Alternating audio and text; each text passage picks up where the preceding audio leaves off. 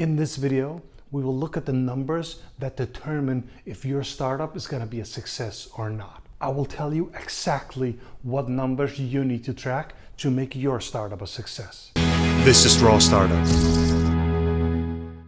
I'm the founder of Vivino, and I've always run the business by the number. Today we have 34 million users and 20,000 people install Vivino every single day. We did that by following the numbers insanely close. That means tracking the right numbers, seeing where you were winning and where you needed to improve. I will show you exactly what numbers you need to track in your startup to make sure you come out a winner. They call them all kinds of things.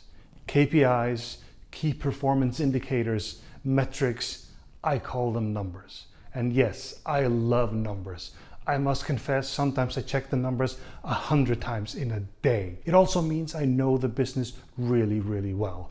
I know if something goes off the rails and needs to be fixed, and I know if we do really, really well. We believe numbers should be shared. If you look at Vivino's website, we're very transparent about our numbers. We believe that most numbers should be shared. Now take a look at the text right over the numbers. And I did not write this text, but here's what it says. Numbers hold a special place in Heine's heart. Throw a bucket of cold water in his face in the middle of the night, he will jump up and start reciting the numbers of labels scanned the previous week, month, or even years. I'm afraid that might be a true statement. I know the numbers and I do love the numbers. So why do I think the numbers are so important? Well, we're visionary founders and entrepreneurs, and sometimes we believe our own BS.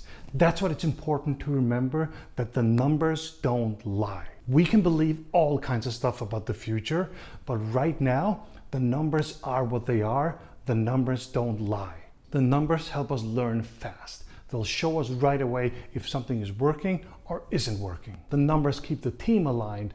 Everyone can see how we're doing and what kind of progress we're making. For me, the numbers also motivate me.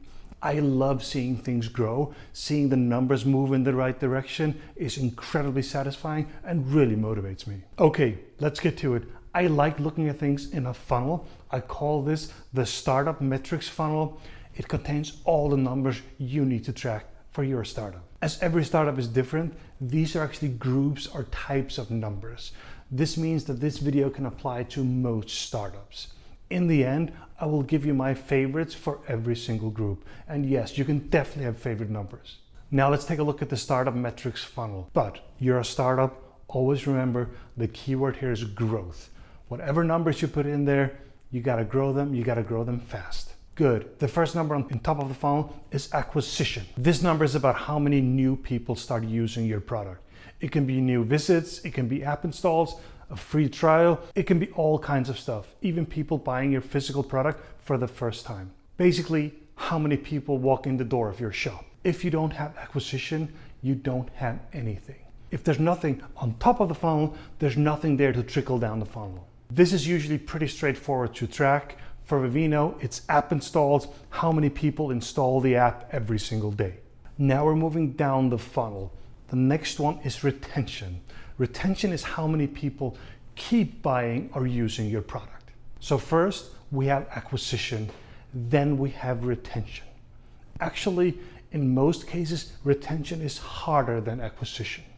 For an app, it's actually easier to get people to install an app than it is to have them use them over time.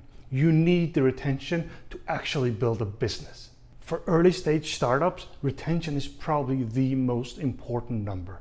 If you don't have retention, you probably don't have product market fit, and that's where you need to focus all your energy. So how do we track retention?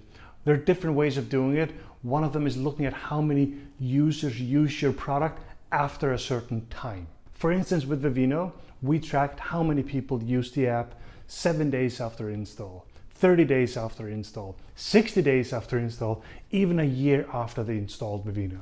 When a user is active after a year, you probably have a user for life, and that's amazing. However, waiting a full year till you know if the people really want your product is not good enough. You need a number that quickly shows retention so you can fix and improve fast. This is where I like to use active users. Track how many users are active on a daily, weekly, or monthly basis. Depends on what kind of product you have. With Vivino, we used monthly active users, sometimes called MAU. If it's a product you expect people to use every day, you can use DAO, daily active users. If it's a weekly occurrence, weekly active users. Wow, amazing. On top of that, it can be a really good idea to track how active they are. So what kind of activity they do. For Vivino, we used wine scans. We always looked at how many wine scans were made every single day. The more active the users are, the better it is for retention. So if you have a good number for activity, it will give you a really good idea about retention. So now we have acquisition and retention. The next number is a little bit different because it actually accelerates acquisition and retention. Net Promoter Score, or NPS, is a very popular standardized way to ask your users what they think about your product. Basically, how happy your users or customers are. The Net Promoter Score works by asking the users the following question. How likely is it that you would recommend our company, product, service to a friend or a colleague? The user answered a number from 0 to 10. On top of that, you can ask people for a comment, and that's a fantastic way to find out if something is wrong or a feature is missing in the product. This feedback can be pure gold when it comes to finding bugs and improving your product. Then there is a specific formula to calculate the NPS, nothing complicated. The outcome is a number from -100 to +100, where -100 is really bad and +100 is really, really good. Let me tell you a horror story from Vivino. A few years ago, we had a situation where new users acquisition wasn't growing anymore. At the same time, active users retention wasn't growing either. The problem was we didn't know why. We couldn't point at one single feature that might change the user's opinion about Vivino. So we were in trouble. We just didn't know why this was happening. It turned out it wasn't a single feature. It was a few features that we had launched that people didn't like. At the same time, we hadn't fixed as many bugs as we should. The total of this had made the product worse. We had focused too much on monetization, and slowly our users were getting less happy. Not unhappy, but less happy. This meant that our users didn't recommend our product as much as before, meaning worse acquisition. It also meant they used the product less, so worse retention. That's a dangerous cocktail. Spotting very unhappy users is easy, but seeing when your users are getting a little bit less happy can be really, really hard and can have devastating effects. We did not track NPS back then, which means we saw it too late. It took us 6 months to see that something was wrong, and by then it had become a big, big problem. After that, we implemented NPS and have been watching it closely ever since. Within days of a problem, we can see it on the NPS. We can also see if a new feature is a success or not. So NPS has become a crucial part of our strategy. So make sure you track NPS. Hopefully you're in the positive numbers. Either way, you track it and improve it. Pro tip here is that there are quite a few services that can help you track this. One of them is Delighted. They have a free tier. I'll link to it in the description. Assuming that your startup is not a charity, you will have to track revenue at some point. I'm not going to give you too much advice on this one, other than it's very, very important to track. It just varies a lot from business to business. With revenue, it's not always about tracking the exact revenue, but rather some part of the revenue that gives you a really good idea about how the commercial part of the business is doing. Apart from tracking weekly or monthly revenues, there are a few other numbers you can track that tells you how the revenue is going. They're not all revenue, but they're related to revenue. Let me give you some examples. LTV, lifetime value, total profit for the life of one customer.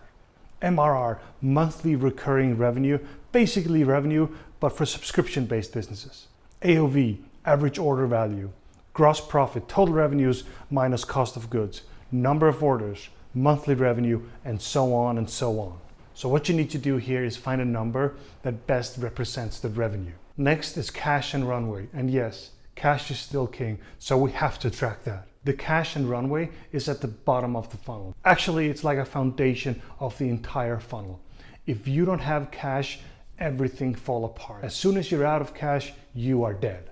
So keep your eyes on the cash number at all times. You need to know how much cash you have and how much time you have left. If you look at the funnel, there are two ways to get cash in. Either it comes from the funnel, actual revenue, or it can come from an investor. Yes, you always need to know how much is left and how you're going to get the next cash. There you have it, the full funnel with all the numbers on. Now let's take a look at what I consider my favorite number for each group. For acquisition, well, I'm obviously a little bit biased here because Vivino is an app, so app installs is what I would use here. If you're not an app, find something similar. Find whatever the first engagement with a potential user customer is. Retention, monthly active users. Active users is a great way to look at retention. For some products it's daily or weekly, but look at active users works really well. NPS is NPS, not so much to talk about there. Revenue, if I'm gonna pick one number, it's monthly revenue. I like to keep it simple, just look at the monthly revenue. Cash and runway is a little bit tricky if you only want to look at one number. But if I have to pick, it's runway in number of months. As a startup, what you need is time. How much time do you have left to figure things out? That's why I look at the number of months. Now take a look at the funnel. The 5 numbers are actually in order. When you start to build the numbers you need to track, start at the top and work your way down the funnel. Once your startup gets to a certain maturity, you need to track all of them, but start at the top of the funnel. Make sure you track these numbers on a monthly, weekly, even daily basis. These are your bases. You need to cover your bases just like in baseball. And of course, share the numbers with everyone on your team. That's it for now. If you want more content just like this to help you build your amazing startup, please subscribe to my channel. Thank you very much for watching.